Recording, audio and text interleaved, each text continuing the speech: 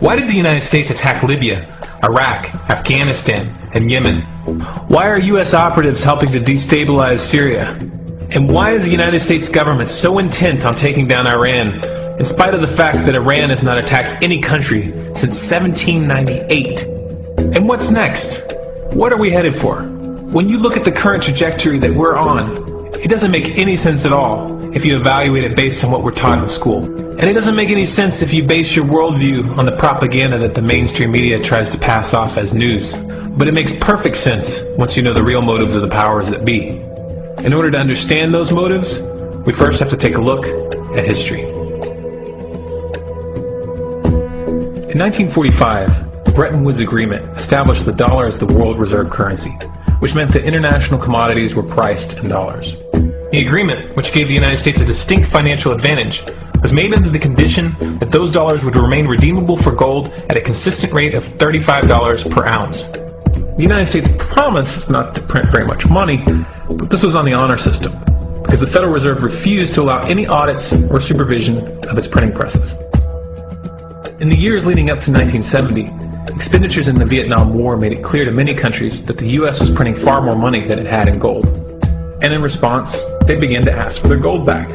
This, of course, set off a rapid decline in the value of the dollar.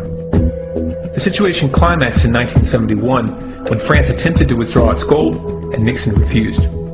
On August 15th, he made the following announcement. I have directed the Secretary of the Treasury to take the action necessary to defend the dollar against the speculators.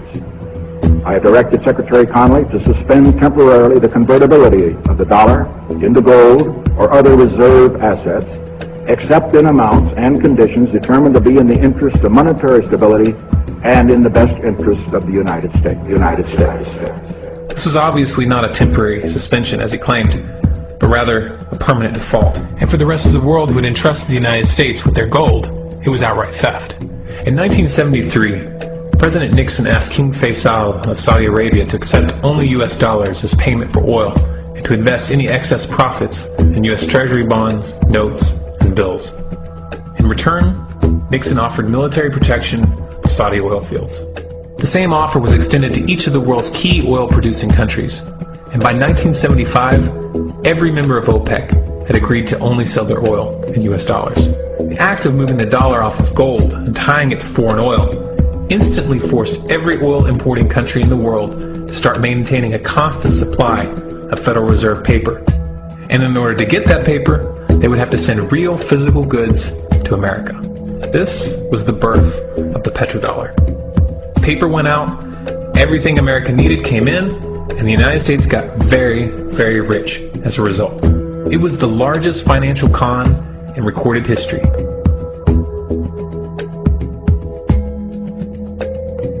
The arms race of the Cold War was a game of poker.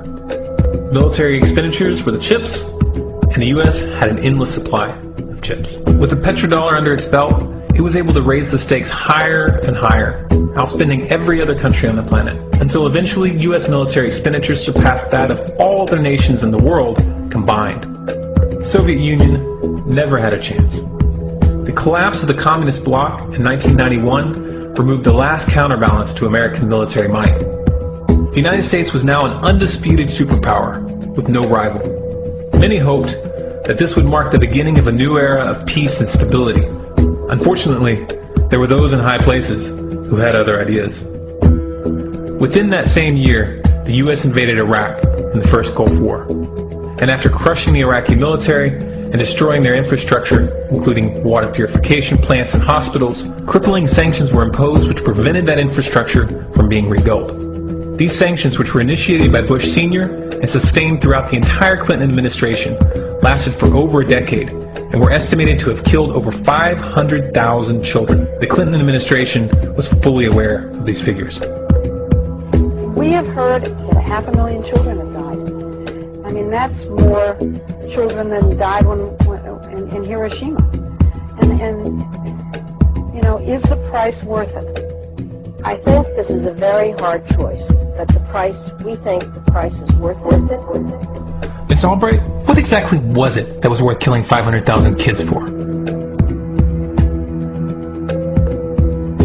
In November of 2000, Iraq began selling its oil exclusively in euros.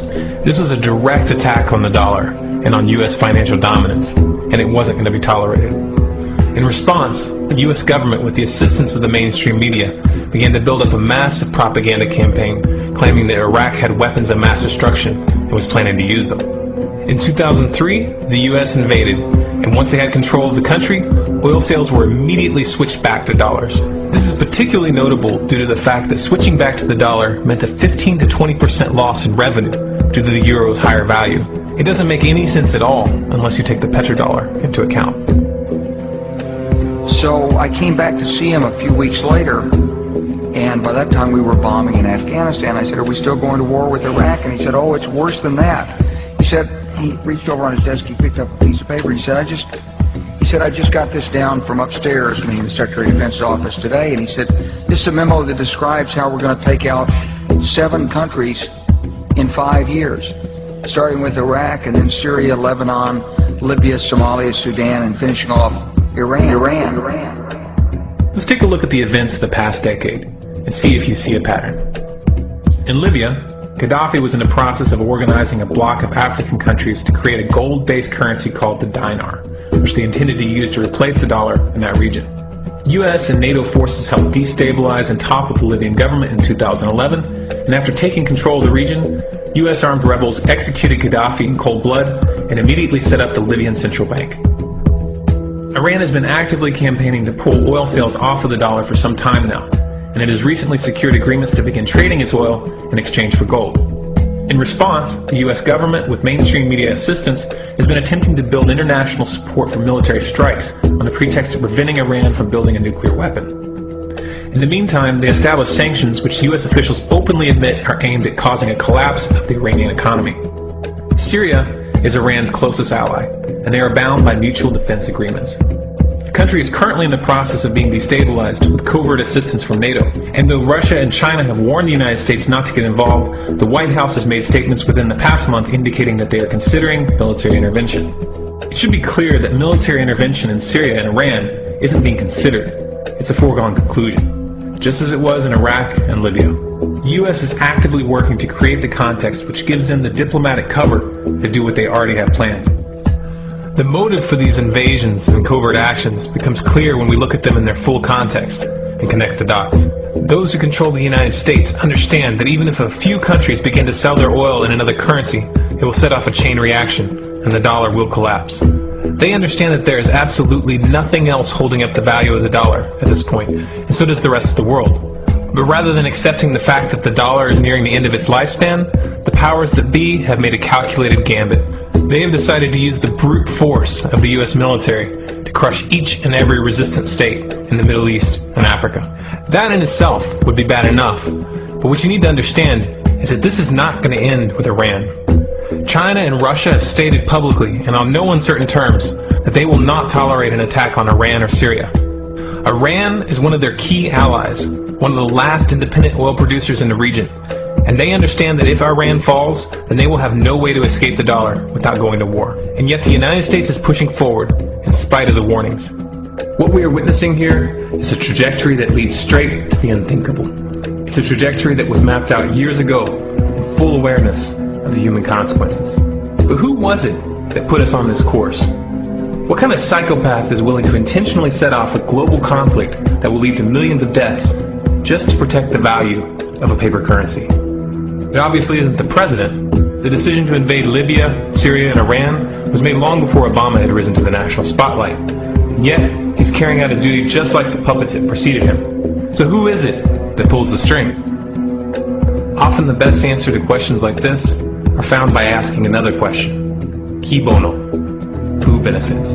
Obviously those who have the power to print the dollar out of thin air have the most to lose if the dollar were to fall. And since 1913, that power has been held by the Federal Reserve. The Federal Reserve is a private entity owned by a conglomerate of the most powerful banks in the world. And the men who control those banks are the ones who pull the strings. To them, this is just a game.